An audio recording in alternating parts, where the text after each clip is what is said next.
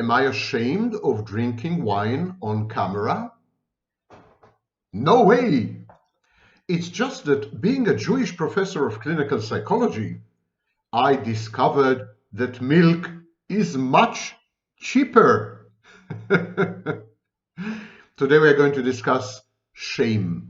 We're going to look at it from a few very new, very thrilling points of view.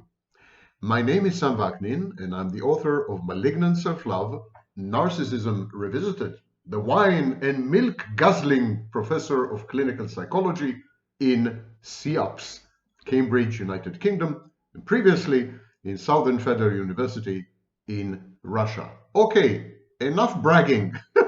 Get to the point, Vaknin. Shame.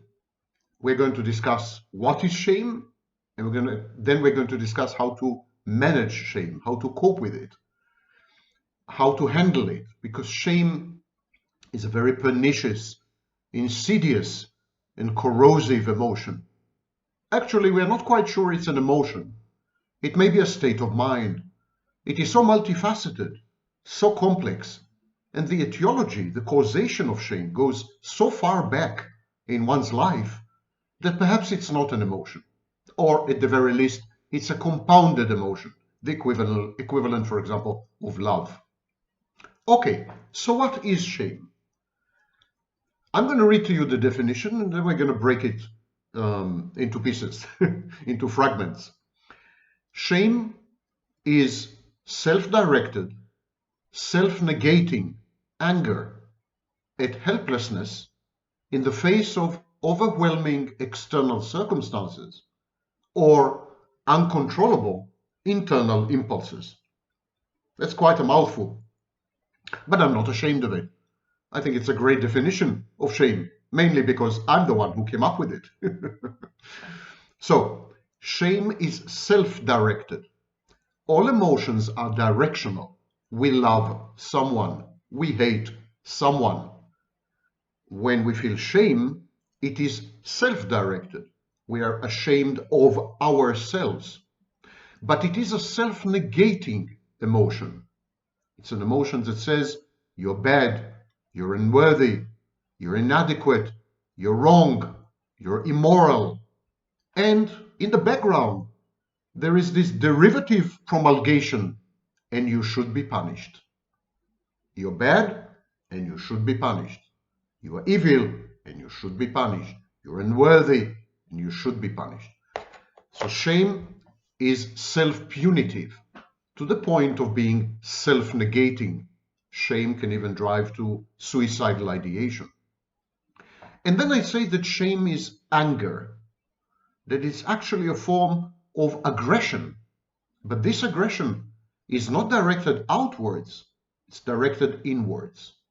Now, there's a variety of reasons why would we self-direct aggression, why we would internalize aggression rather than externalize aggression. For example, there are cultural reasons and societal reasons. Norms or normative behavior says that you should not be angry at people. It's not seemly, it's not okay. And then you have to swallow your anger, redirected at yourself. So this is one reason. Another reason, you've been brought up to please people, to cater to their needs and whims, to suppress your own needs and emotions. And so this causes a lot of cumulative anger that keeps accumulating and finally erupts. But the eruption is never directed outside, externally, it's directed inside, internally.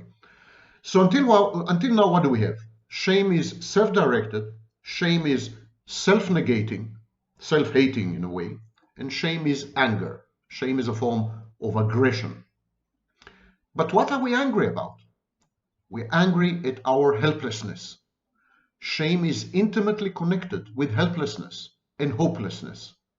Shame is a pessimistic emotion. And it's helplessness that is the core of shame.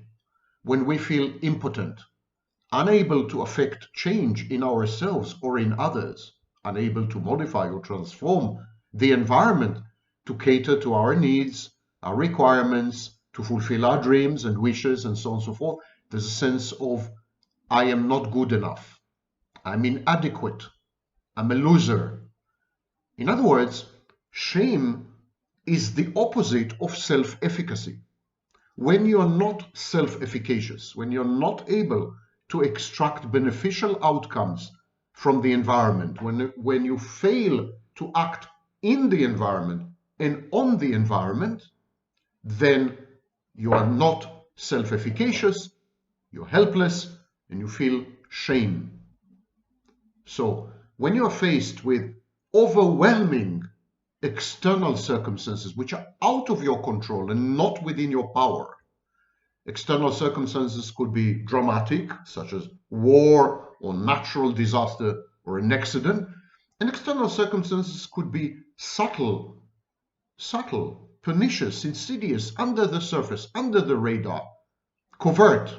And these external circumstances, the environment you're embedded in, people around you who may be, for example, passive-aggressive, these kind of external circumstances wear you down, they corrode you, they are kind of attrition, and gradually you fall apart, gradually you flake, you disintegrate, and this causes a lot of shame owing to your inability to reverse course and somehow remedy what is happening to you.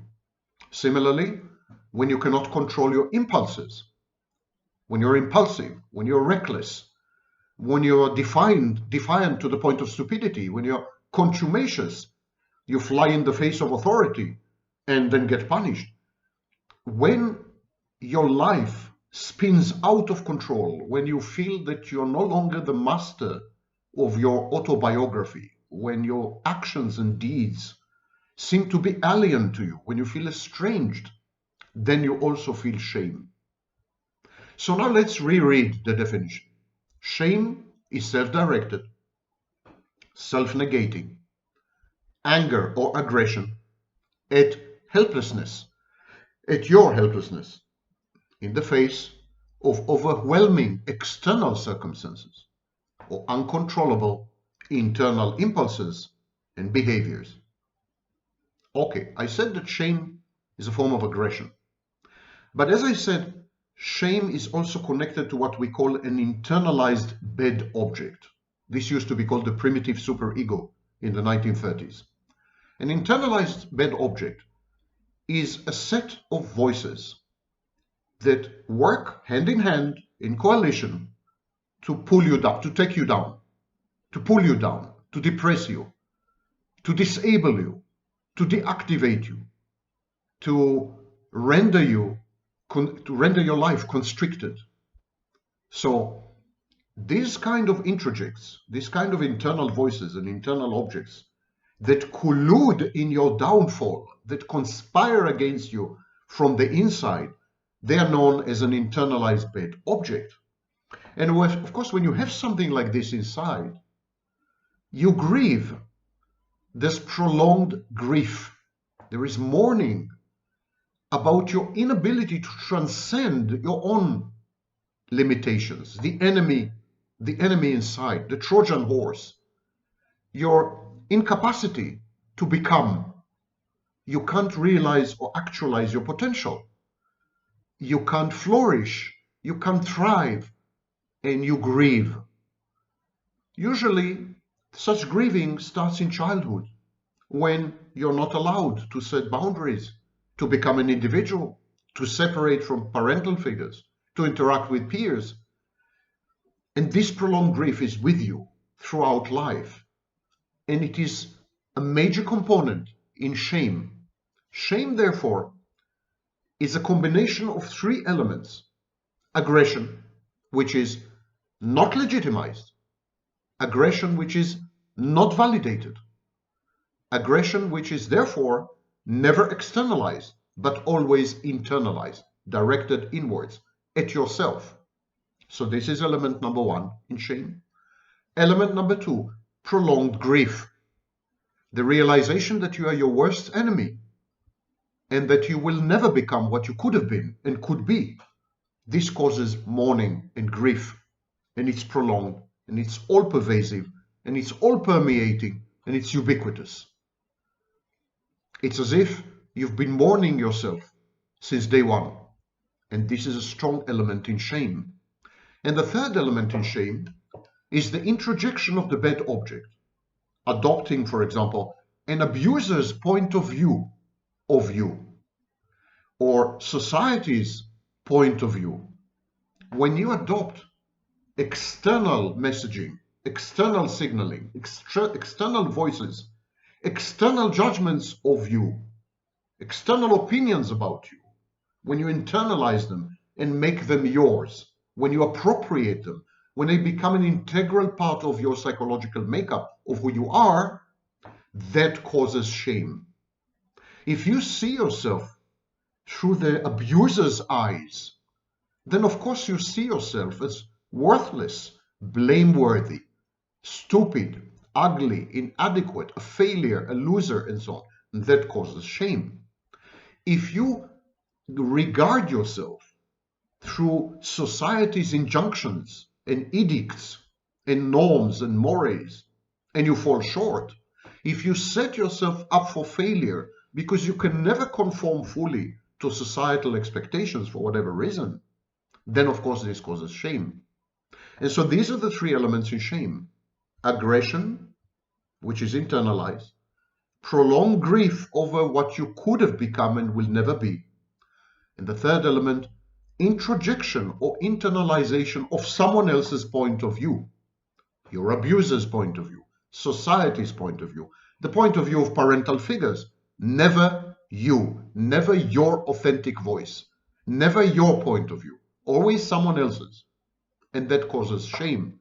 This distancing between you and yourself, this essential distrust of who you are and of your views and opinions and judgments, this tendency to prefer input from the outside to your own psychological processes is very shameful. Indeed, at the core of pathological narcissism, for example, we have this unrequited, life-threatening shame. Every introject, every internal voice, every internal object, and memories are internal objects. Every internal object is associated with an emotion or a set of emotions. Everything is steeped in emotions. Everything is drowned in emotions. Everything floats in emotions. Emotions are the sea. Emotions are the sea within which our internal objects swim or float or drift. So, internal objects cannot be isolated from an emotion, as Sigmund Freud had observed with his concept of abreaction. When you dredge up memories, when you dredge up voices from the past, when you access all kinds of internal voices which communicate with you, including communicate their point of view about you or your actions and so on, there's an emotion involved. Shame is the emotion that is connected to your conscience. Shame is the affective correlate of conscience. Conscience is a group of voices, a group of internal objects, introjects, that keep informing you what is right and what is wrong, what is moral and what is immoral, what is ethical and what is not. Conscience contains a library of injunctions. Should injunctions, ought to injunctions. So you should do that, you should not do that, you ought to do that, you ought not to do that. And these injunctions are very active. The conscience, this set of introjects, your conscience, keeps constantly informing you. It keeps monitoring, surveying you, keeps following you, supervising you, and so on and so forth. Freud believed that these are the parental voices. They're actually not only the parental voices, they are more society's voices. But the conscience is there all the time. And conscience weaponizes shame. Your conscience weaponizes shame. Shame is the affect, is the emotion at the disposal of your conscience. And when you stray, or when you resist, or when you doubt, or when you question, or when you misbehave, your conscience, this group of voices, this group of introjects, make use of your shame. Shame is associated with this particular coalition of introjects. Now, shame is a form of self-audiencing.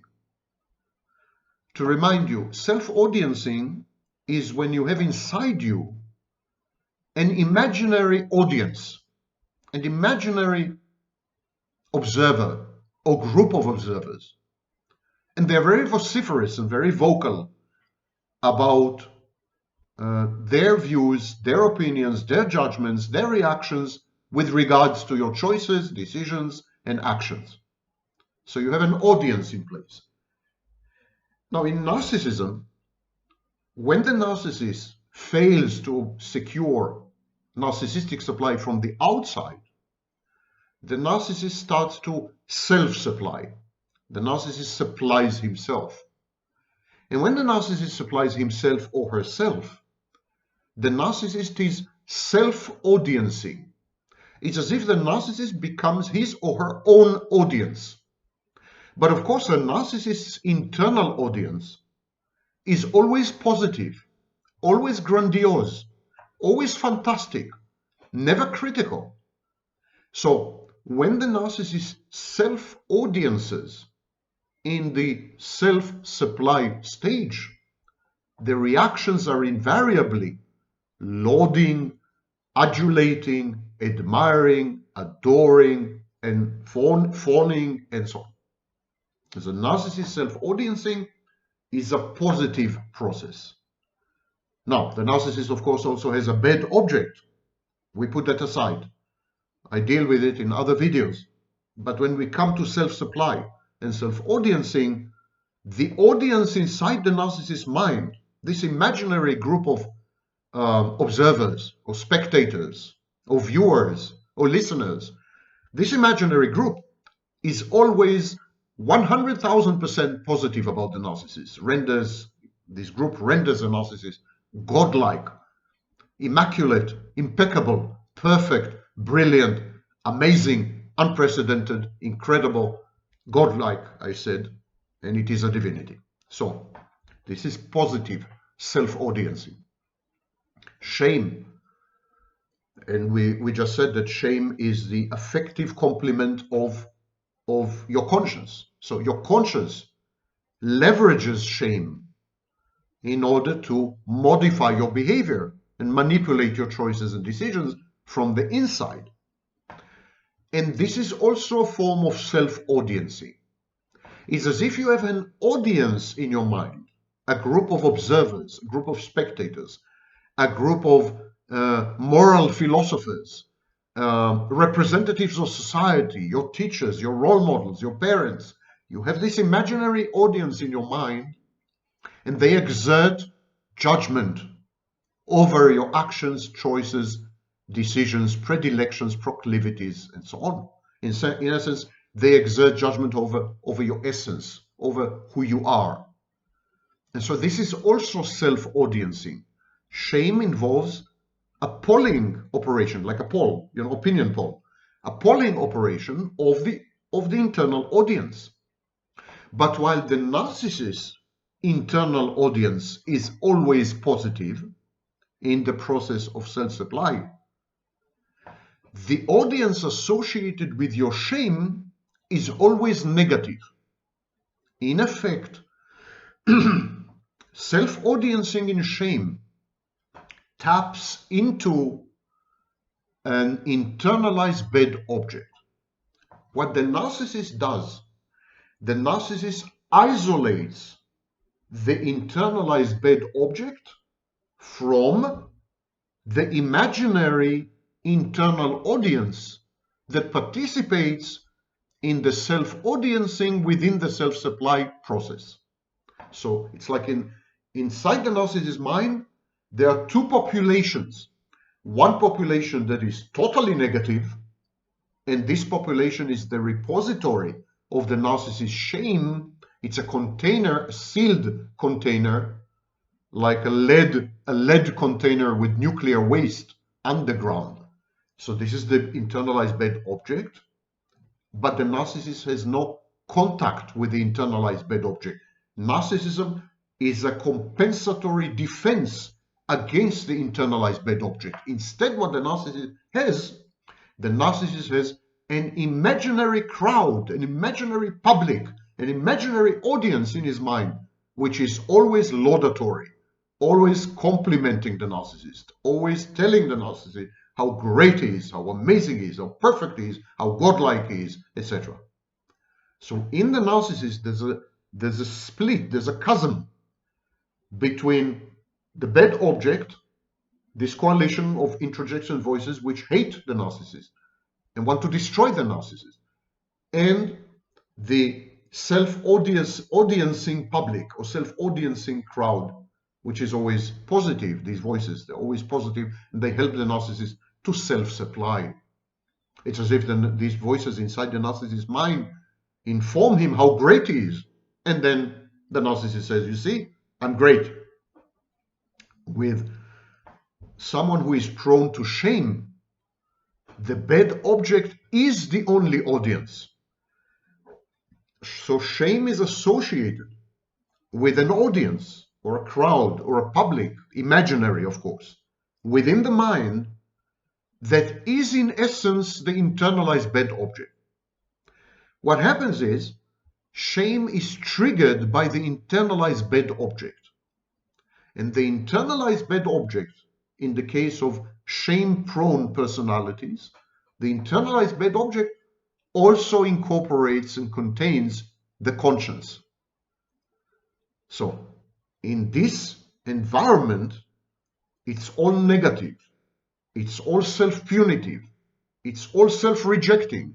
It's also the self-audiencing is negative. It informs the person that he is or she is inferior in some way, that she has transgressed, that he has misbehaved.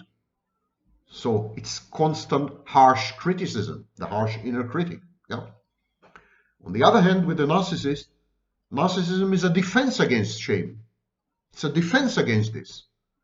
The narcissist shuts up these voices, isolates them, buries them deep, represses them, and instead he supplants them with voices that utterly buttress and uphold the narcissist's grandiose, inflated, fantastic view of himself.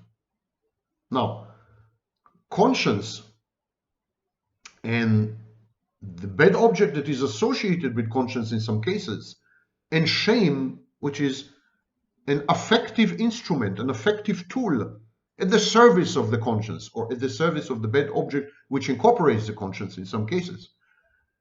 All these have to do with society. Society, the norms of society, the mores of society, the rules of society, sexual scripts, behavioral scripts. In other words, all this has to do with what is known as socialization and acculturation, the two processes by which we become members of a society, specific society, and members of a specific culture. They are agents of socialization and agents of acculturation that bring to us during the early developmental phase of our lives. These agents bring to us information about society, its structure, its expectations, acceptable norms of behavior, what is right and what is wrong, etc. And we internalize it, and we appropriate it, and it becomes our conscience. And so conscience is the long arm of society inside our minds, and the instruments, the affective instruments at its disposal are shame and to some extent guilt. But today's video is about shame. So it's not only an internal process. Shame is not only an internal process. Shame is a bridge between the individual and society. Shame is a tool of social control. Shame generates conformity. So shame is very important, not only in psychology, but also, for example, in sociology and anthropology. Now, I promised you that the second part of this video would deal with the issue, how do you tackle shame? Now, shame is a good thing. It's good to be ashamed. Shame informs you that you're about to do something wrong. There would be consequences to your actions, and many of these consequences would be adverse. So shame keeps you safe via the agency of your conscience. Shame keeps you safe. Shame tells you, don't do this, it's wrong, you ought to be ashamed of yourself. And then you don't do it. And then you're a good person. And then you don't get punished, more or less. That's at least the theory. So shame is good. But there is toxic shame.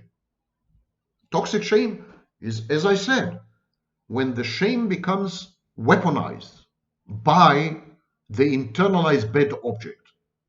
When voices inside your head, when internal objects inside your head abuse shame in order to manipulate you in a Machiavellian psychopathic way, manipulate you, use you, abuse you. So toxic shame is when shame colludes or collaborates with elements inside you which are self-defeating, self-destructive, self-hating, and self-rejecting. And so how to manage toxic shame? First of all, we mentioned that shame is anger. It's a form of anger. It's a form of aggression, which is self-directed. Number one, learn to manage your anger. Learn to manage your external anger. Because if you're angry inside, I have a surprise for you. You're also angry outside. Angry people are angry. I call it generalized anger disorder. Anger can go inside, anger can go outside. Anger is multifarious and shape-shifting. It's a very, very intractable emotion. And so learn to manage your anger on the outside. The consequence would be that you will also have learned to manage your anger on the inside. Manage your anger, don't let it manage you. The less angry you are, the less ashamed you will be. Anger and shame are flip sides of the same coin. Get rid of the coin. So there are anger management courses, including online. Subscribe, learn, try it, adopt techniques. You will discover that your interactions with people become a lot more benevolent and benign, and that you feel a lot more comfortable in your environment. And this is, of course, these are the prerequisites for not feeling ashamed. Number two, I mentioned that shame could be, toxic shame definitely is, self-negating. It exerts a negative judgment on you. And sometimes it is self-punitive. Learn to love yourself. Start by watching the video on this channel, The 4 Pillars of Self-Love, and learn to love yourself. Go to therapy if you need to. Number three, shame has to do with helplessness. Helplessness is learned. Even as a newborn, on day one, you're able to manipulate your environment. Definitely you manipulate your mother. We are not born helpless. We are born with all the tools needed to master creation, as the Bible says. So helplessness is not natural. Not natural. It's learned. It's acquired. Unlearn it. Unlearn it. Get rid of it. Don't be helpless. Tell yourself, there must be a solution and I'm going to find it. There must be a way out or a way in and I'm going to discover it. There must be something I can do and I will do it. Fight yourself. Fight your helplessness. Next, don't face, efface. In other words, don't, when you're confronted with external circumstances that you cannot conceivably manage, that you can make no difference to, just walk away. when you face your internal impulses and they threaten to overwhelm you, just shut yourself off and walk away. Walk away. Evade, avoid, withdraw. Do not force yourself to endure the perfect storm of adverse external circumstances, or the no less perfect storm of impulses and urges and drives that threaten to dissipate you and render you reckless and defiant. So don't face things. Don't face things. Efface. Move away from. Identify the situations which are beyond you, situations where you're too small, too insignificant to cope with. Don't dwell on your narcissistic defenses. Just walk away. You feel you're about to do something, you feel an impulse rising, you feel, just walk away. Distract yourself. Create a set of activities that you can engage in automatically when you identify the marks and the harbingers of a gathering storm. Next, get underwhelmed, never overwhelmed. Minimize, mock, ridicule, restate, reframe, lie to yourself if need be. Whenever you're confronted with emotions, with moods, with impulses that threaten to put you under, to overwhelm you, to subsume you, to drown you, gain perspective. Stand back. Stand back and mock yourself. Stand back and ignore these internal processes. Stand back and reframe them as something positive. Don't let them take over you. You take charge, and if necessary, take charge by walking away. Don't get overwhelmed, get underwhelmed. Put everything in context and perspective, and you will see how risible and insignificant these things are. They appear to be looming and gigantic and ginormous and uncontrollable, but they're actually you. You're in charge. They're happening inside you. You can control everything. There's nothing you cannot control. It's a myth. It's a narrative you've told yourself. It's an alibi. It's an excuse for abuse or excuse for self-abuse. Don't let it happen. Fight dysregulation with regulation. Now, if necessary, collaborate with someone to regulate you for a while. And if necessary, go to therapy, for example, dialectical behavioral therapy. Just fight it. Realize this is the enemy from within. Control your impulses. Control your thoughts.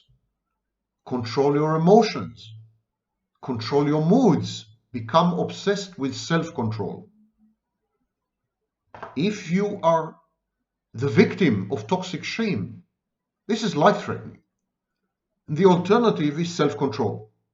Now, self-control taken to extreme is a pathology in itself, but it is not life-threatening, at least. It's a more benign pathology than toxic shame. So, if worse comes to worse, and you're out of options, become a control freak and make yourself the first target, the first subject of this control freakery. Become rigid in your control, disciplined. Imagine that you're a one-man army. Exercise your body. It is through the body that we regain control over the mind. So exercise your body in a rigorous regime. Emphasize control over your routines, over everything in your life. And gradually, control will become a second nature. And you will become a lot less dysregulated.